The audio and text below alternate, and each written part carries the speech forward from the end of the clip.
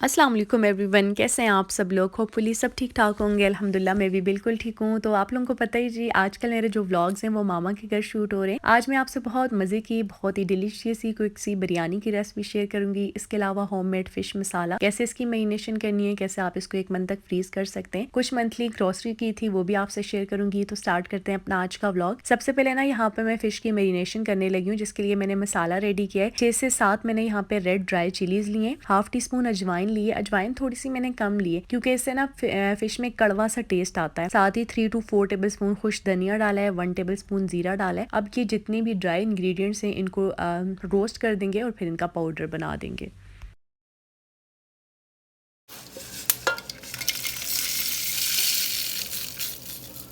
अब चलते हैं अपने सेकंड स्टेप की तरफ। यहाँ पे तकरीबन मैंने 1 कप पानी लिया, उसके अंदर 6 से 7 लहसुन के जवे डाल दिए। अब इसका पेस्ट बना देंगे। आप चाहें तो आप वैसे भी लहसुन का पेस्ट फिश पे लगा सकते हैं, लेकिन मैं कोई एक्स्ट्रा पानी मसाले के अंदर नहीं डालना चाही थी, तो इस वजह से मैंने लहसुन का पेस्ट बना दिया था। साथ ही यहाँ पे मैंने हाफ कप नीम गर्म पानी लिया, उसके अंदर 8 से 10 तकरीबन इमली की गुठलियाँ डाल दी हैं। अब हमें ना इमली का एक पल्प चाहिए, इसको तकरीबन 10 से 15 मिनट के लिए रख देंगे और उसके बाद जो है ना गुठलियाँ इसकी हटा के फिर इसका पल्प निकाल देंगे। यहाँ पे जो मसाले मैंने रोस्ट किए थे उसका मैंने पाउडर बना दिया। अब अगेन इसके अंदर कुछ पाउडर वाले मसाले जाएंगे। 1 teaspoon red chilli powder, half teaspoon हल्दी, 1 टीस्पून नमक और 1 पिंच फूड कलर जाएगा। फूड कलर मेरे ख्याल से आप इसको स्किप ना करें तो बेहतर है। फूड कलर से बहुत मजे का इसका कलर आता है। बेशक वो आप हल्दी डाल दें, लेकिन उससे वो कलर नहीं आएगा जो फूड कलर से आएगा। साथ ही मैंने 4 टेबल स्पून लेमन जूस डाल दिया। लेमन जूस की जगह आप सिरके का भी इस्तेमाल कर सकते हैं। उसके बाद यहाँ पे मैंने जो लहसन वाला पेस्ट बनाया था वो भी डाल दिए।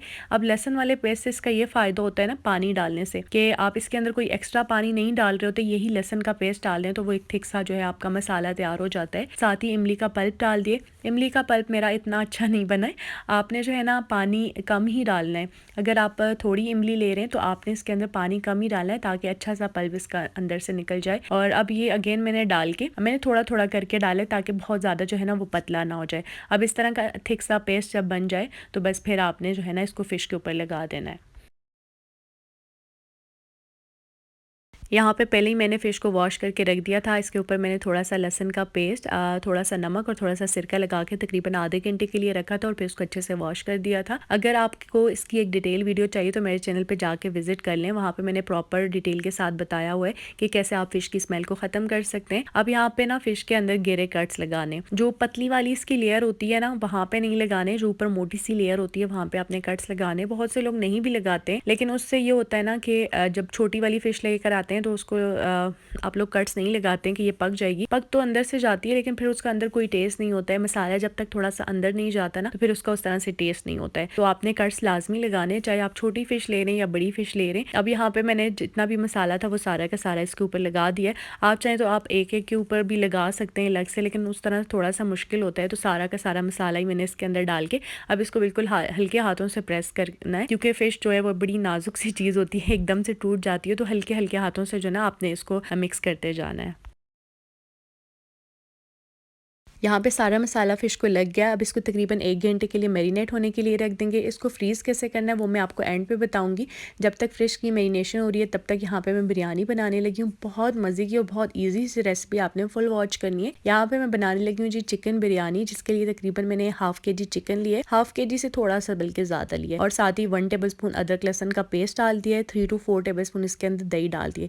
ये यहाँ पे ना मैं इसकी मैरिनेशन कर रही हूँ। अब इसके अंदर कुछ मसाले जाएंगे। मसालों में यहाँ पे मैंने थोड़ा सा ज़ीरा पाउडर डाला है, थोड़ी सी हल्दी डाली है और थोड़ा सा नमक डाला है।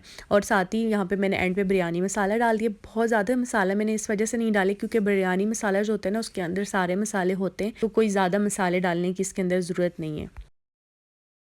साथ ही यहाँ पे मैंने 3 से 4 ग्रीन चिली लेकर उसका पेस्ट डाल दिया है, साबुत ग्रीन चिली डाली है, साथ ही ग्रीन धनिया डाल दिया। आप चाहें तो आप इसके अंदर पुदीना भी डाल सकते हैं। पुदीने से बड़े मज़े का टेस्ट आता है, लेकिन मेरे पास पुदीना बिल्कुल थोड़ा सा था तो मैंने तेल लगाने के लिए थोड़ा सा बचाया हुआ है, मेरिनेशन में नहीं डाला है। साथ ही केवड़ा एसेंस डाल दिया है और थोड़ा सा नमक डाल दिया है। अब इन सारी चीज़ों को अच्छे से मिक्स कर देंगे और तकरीबन इसको आधे घंटे के लिए मैरिनेट होने के लिए रख देंगे।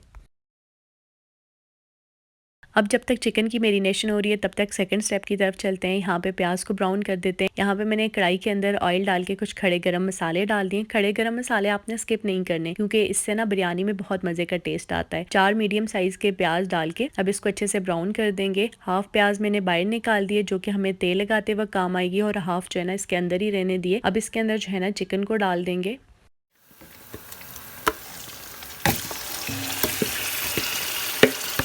चिकन डालते साथ ही ना यहाँ पे मैंने फ्लेम को थोड़ा सा ज़्यादा कर दिया। 2 से 3 मिनट तक इसको अच्छे से फ्राई किया। उसके बाद तकरीबन इसको 10 से 12 मिनट के लिए कवर करके रख देंगे ताकि जो चिकन है वो अच्छे से गल जाए। लेकिन इसके अंदर कोई भी एक्स्ट्रा पानी डालने की ज़रूरत नहीं है। जिस बर्तन में हमने मेरिनेशन की थी उसी के अंदर हाफ कप पानी डाल के इसके अंदर डाल के इसको कवर कर दें। दूसरी तरफ यहाँ पे मैंने चावल बॉईल होने के लिए पानी रख दिया। यहाँ पे मैंने कुछ खड़े गरम मसाले डाले, साथ ही थोड़ा सा सिरका डाला है। सिरका डालने से ना बहुत मज़े के खिले खिले से चावल बनते हैं। अब यहाँ पे पानी को अच्छे से बॉईल आ गया। इसके अंदर मैंने चावल डाली है। ये मैंने सेला चावल लिए जो कि 1 घंटा पहले मैंने भिगो के रख दिए थे। अब यहाँ पे चावल डालते साथ ही ना आपने थोड़ी सी धनिया और थोड़ा सा पुदीना लाजमी डालना है, इससे बड़े मज़े का टेस्ट आएगा। साथ ही थोड़ा सा नमक डाल दिया। नमक थोड़ा सा कम ही रखा है क्योंकि मसाले के अंदर भी गया है। अब यहाँ पे मैंने इसको कवर कर दिया ताकि चावल अच्छे से बॉयल हो जाए। जब तक यहाँ पे चावल बॉईल हो रहे थे तब तक यहाँ पे मैं मामा के साथ ग्रॉसरी सेट करने लगी थी क्योंकि सुबह से मामा ने ला के रखी हुई है और अभी तक पड़ी हुई। मामा को टाइम ही नहीं मिला तो अभी मैंने कहा कि चले मैं साथ वीडियो भी बना देती हूँ और उनके साथ हेल्प भी करा देती हूँ। ग्रॉसरी की वीडियो बनाने का मकसद ये है ना कि हमें बहुत सारी चीज़ों का आइडिया हो जाता है कि आजकल चीज़ों की प्राइस क्या चल रही है, कौन सी चीज़ें अच्छी हैं, कौन से ब्रांड्स अच्छे हैं, कौन सी चीज़ों का टेस्ट अच्छा है। मैं जब भी ग्रॉसरी लेने जाती हूँ ना तो मैं एक वीडियो ग्रॉसरी पे ज़रूर देख लेती हूँ। ग्रॉसरी की वीडियो देखने का आपको ये फ़ायदा होता है जब आप अपनी मंथली ग्रॉसरी लेते हो ना तो आपके माइंड में सारा कुछ आता है कि ये चीज़ें मुझे लेनी चाहिए। अक्सर ये होता है कि हमसे बहुत सारी चीज़ें जो है वो स्किप हो जाती हैं, फिर बार बार हम उनको मंगवा रहे होते हैं। तो मैं तो या तो गूगल कर लेती हूँ, गूगल पे मैं मंथली ग्रॉसरी जो है वो टाइप कर देती हूँ, सारी चीज़ें आ जाती हैं तो उसकी एक लिस्ट बना देती हूँ मुझसे, क्योंकि काफ़ी ज़्यादा चीज़ें स्किप भी हो जाती हैं। दूसरा इसका एक फ़ायदा ये भी होता है कि आप लोगों को एक दूसरे से सीखने को बहुत कुछ मिल जाता है क्योंकि जिनके कुकिंग चैनल है उनको बड़ा ये होता है कि कौन सी चीज़ अच्छी है, कौन से ब्रांड की चीज़ हमें इस्तेमाल करनी चाहिए। तो जब आप एक दूसरे को बताते हो कि हाँ भाई ये वाली चीज़ मैंने इस्तेमाल की तो ये बहुत मज़े की थी, ये वाला ऑयल मैंने इस्तेमाल किया तो ये ज़्यादा अच्छा था, तो इस तरह ना आप एक दूसरे से बहुत कुछ सीख लेते हो। तो तभी मैं यूट्यूब पर अक्सर देखती हूँ कि ग्रॉसरी वाली वीडियोज़ जो होती हैं ना बड़ी ट्रेंडिंग पे जा रही होती हैं, लोग बड़े शौक से इन चीज़ों को देखते हैं। मैं बहुत कम वीडियोज़ ऐसी डालती थी लेकिन मैंने कहा चलें आज मौका मिल गया तो आज पूरी ग्रॉसरी की जो है ना आपसे डिटेल के साथ वीडियो भी शेयर कर देती हूँ। तो यहाँ पे मंथली ग्रॉसरी हमारी आई थी। मंथली ग्रॉसरी मामा जो है ना वो ऑनलाइन ही मंगवाती हैं। आज तक मामा ने ऑनलाइन ही मंगवाई है, लेकिन इस बार मामा खुद किए क्योंकि इस बार उन्होंने थोड़ी गड़बड़ की थी। कुछ चीज़ें मामा ने जो नहीं मंगवानी थी कुछ और ब्रांड्स की उन्होंने भिजवा दी, कुछ इस तरह का हो गया था सीन। तो मामा ने कहा कि आज जो है ना मैं खुद ही जाऊंगी। स्टार्ट की चीज़ों में तो यहाँ में हमने कुछ मसाले मंगवा दिए थे, ग्रीन टी मंगवा दी थी, चाय की पत्ती मंगवा दी थी, साथ ही गुड़ शक्कर। ग्रीन टी हम बहुत ज़्यादा पीते हैं, बहुत शौक से हमारे घर सब बनाते हैं हर खाने के बाद। साथ ही बाबा के लिए चक्की का आटा मंगवा दिया था। बाबा को शुगर का मसला रहता है तो हमने कहा इस बार जो है चक्की का आटा इस्तेमाल करते हैं। ये हम फर्स्ट टाइम इस्तेमाल करें, अब देखते हैं कि इसका टेस्ट कैसा है। इसके अलावा यहाँ पे हमने गुड़ शक्कर इसलिए मंगवाया क्योंकि हमारे घर बहुत ज़्यादा इस्तेमाल होता है और स्पेशली जब मैं अरहम को साबूदाना बना के देती हूँ तो शुगर के बजाय मेरी कोशिश होती है कि इसके अंदर गुड़ ही डालूं, बल्कि शुगर मैं बहुत स्किप करती हूँ, ज़्यादा मैं गुड़ ही डालती हूँ, टेस्ट भी मज़े का होता है। और साथ ही हमने यहाँ पे कोकोनट ऑयल मंगवा दिया था। कोकोनट ऑयल जो है ना ये मामा हर ग्रॉसरी में बहुत ज़्यादा मंगवाती हैं क्योंकि उनको लगता है कि बालों के लिए बहुत अच्छा है। उनके बालों पे तो सूट करता है, बच्चों के सबके बालों पे सूट करता है, लेकिन मेरा इसके साथ जो एक्सपीरियंस रहा ना वो बहुत बुरा रहा। मुझे ऐसे लगता है कि इससे डेंड्रफ बहुत ज़्यादा होती है, आपके बाल बहुत ज़्यादा ऑयली हो जाते हैं, तो वो जब आप शैम्पू कर रहे होते हैं ना तो ऑयल को हटाना बहुत मुश्किल हो जाता है। तो शायद या मुझ पे कोई शैम्पू अच्छा नहीं आ रहा है जिसकी वजह से डेंड्रफ ज़्यादा हो गई है। हालांकि कोकोनट ऑयल जो है ना वो इसकी बड़ी तारीफ़ें सुनी है कि बहुत अच्छा है, लेकिन मुझे नहीं सूट करता है। तो आप लोग कौन सा कोकोनट ऑयल इस्तेमाल करते हैं या फिर कौन सा ऑयल बालों के लिए इस्तेमाल करते हैं, आपने लाजमी शेयर करें क्योंकि डिफरेंट तरह के कोकोनट ऑयल मार्केट में आते हैं, समझ नहीं आती कि बालों को कौन सा सूट करता है।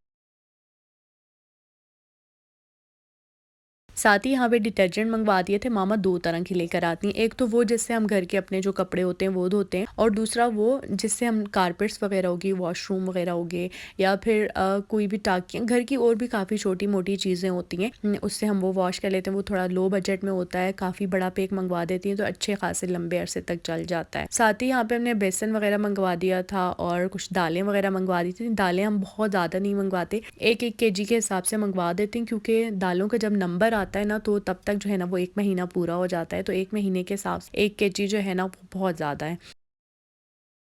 इसके अलावा यहाँ पे मामा ने अरहम के लिए साबूदाना मंगवाया था और साथ ही जौ का दलिया मंगवाया था। मामा मुझे काफ़ी टाइम से कह रही हैं कि अरहम को जौ का दलिया दिया करो, ये खालिस घर का जौ का दलिया है। तो मैंने कभी दिया नहीं है, मुझे लगता था शायद अरहम इस तरह की चीज़ नहीं खाएगा, या फिर काफ़ी छोटा था इस वजह से भी नहीं दिया। अब माशाल्लाह से वो 2 साल का हो गया। तो अगर आप लोग अपने बच्चों को, यानी आपके बच्चे अगर 2 साल के हैं, आप उनको जौ का दलिया देते हैं तो आपने मुझे लाजमी बताना है आप लोग किस तरह उनको बना के देते हैं। तो इंशाल्लाह मैं भी अब उसको दूंगी, क्योंकि ये बच्चों के लिए, हेल्थ के लिए बहुत अच्छा है और मुझे मामा भी काफ़ी अरसे से कह रही हैं।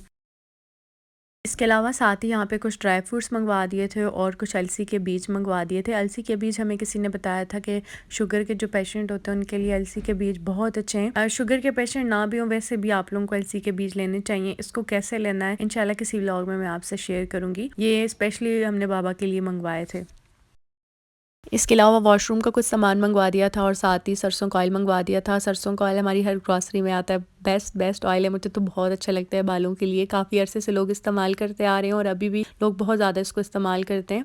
मेरे बालों को ये सूट भी करता है। सरसों के ऑयल में भी वैसे बहुत सारी अब डिफरेंट किस्म के ऑयल आ गए हैं, बहुत नाकिस किस्म के भी कोई होते हैं, तो आप बड़ी सोच समझ के ये वाला ऑयल ख़रीदा करें, अच्छी जगह से ले लिया करें। और साथ ही हमने ये एक छोटा पैक ऑयल का मंगवा दिया था। ये हम लोग इस वजह से मंगवा देते हैं ना, क्योंकि कभी कभी ऐसा होता है कि बहुत सारी दावतें हो रही होती हैं, बहुत ज़्यादा गेस्ट आ रहे होते हैं, अच्छे अच्छे खाने बन रहे होते हैं, तो ऐसा होता है कि आपकी 2 जो ऑयल वाली बॉटल्स होती हैं वो ख़त्म हो जाती हैं महीने में, यानी नहीं चलती हैं। तो साथ ही छोटा पैक भी अक्सर इस्तेमाल में आ जाता है एंड पे, यानी महीने के एंड पे ही इस्तेमाल कर देते हैं हम।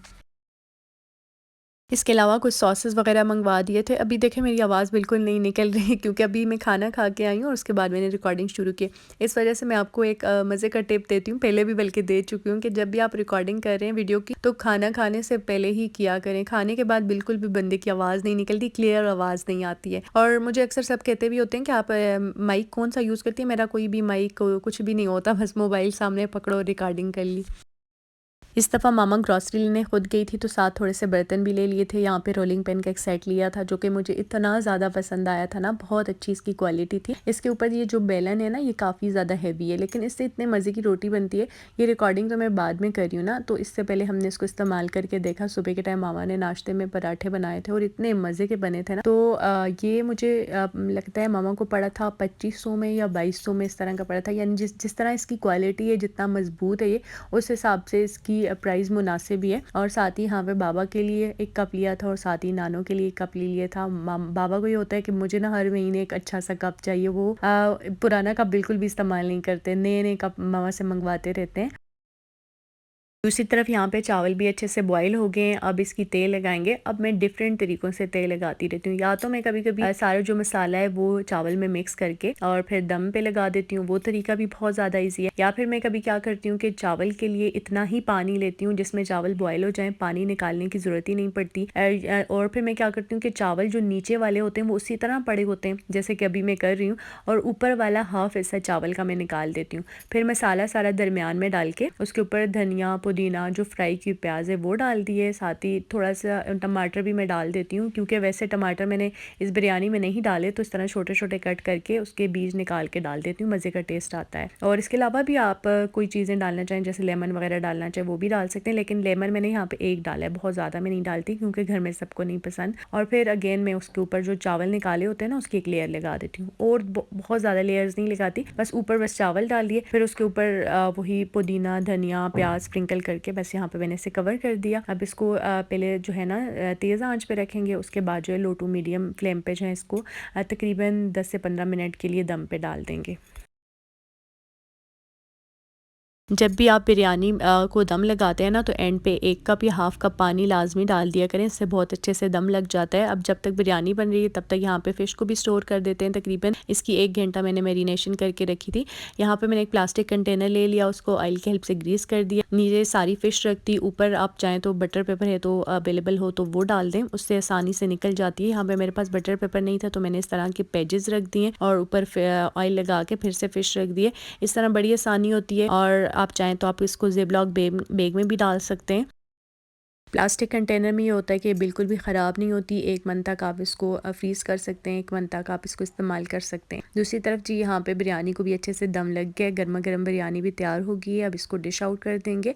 अच्छा, ये बात मैंने आप लोगों को पहले भी शेयर कर ली है कि मेरा जो पेज है वो अब आउट ऑफ कंट्री है। आप लोग मुझे फेसबुक पेज पे अक्सर टेक्स्ट कर देते थे, तो मुझे अब जो लोग फेसबुक पेज पे टेक्स्ट करते हैं वो उसके बजाय मुझे इंस्टाग्राम पे टेक्स्ट कर लिया करें, वहाँ पे मैं आपको रिप्लाई दे दिया करूँगी। क्योंकि पेज पे अब शायद आप लोगों ने किए भी हों और मैंने रिप्लाई ना किया हो, तो वो ये है कि पेज अब मेरे पास नहीं है, पेज कोई और देख रहा है।